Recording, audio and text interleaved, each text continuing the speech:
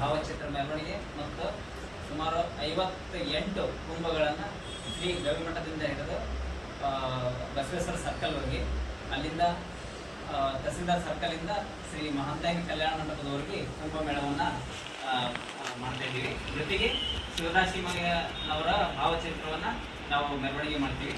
ಸುಮಾರು 70 ವರ್ಷಗಳಿಂದ ನಮ್ಮ ಸಮುದಾಯ ಒಟ್ಟ ಗುರುತಿಸ್ಕೊಂಡಿದ್ದಿಲ್ಲ.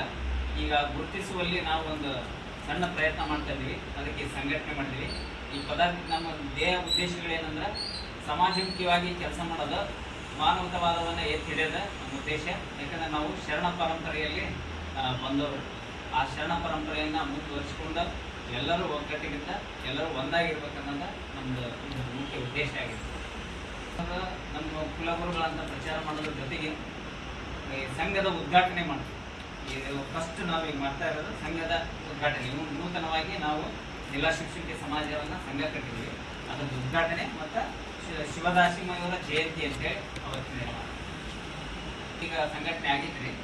ಜಿಲ್ಲಾವಾರು ಈಗೆಲ್ಲ ಕಡೆ ಮಾಡ್ತಾ ಇದ್ದೀವಿ. ಹುಬ್ಬಳ್ಳಿ, ದಾವಣಗೆರೆ, ಚಿತ್ರದುರ್ಗ ಭಾಳ ದೊಡ್ಡ ದೊಡ್ಡ ಸಂಘಟನೆ ಮಾಡಿದ್ದಾರೆ. ಎಲ್ಲ ಜಿಲ್ಲೆಗಳಲ್ಲಿ ಕೊಪ್ಪಳ ಈಗ ಸ್ಟಾರ್ಟ್ ಕೊಪ್ಪಳ ಜಿಲ್ಲೆ ನಾವು ಮಾಡ್ತಾ ಇದ್ದೀವಿ. ಎಷ್ಟು ಜನಸಂಖ್ಯೆ ನಮ್ದೊಂದು 1500-2000 ಇದೆ. ಕೊಪ್ಪಳ ಜಿಲ್ಲೆ ಸರ್ 4 ತಾಲೂಕು ಇದೆ.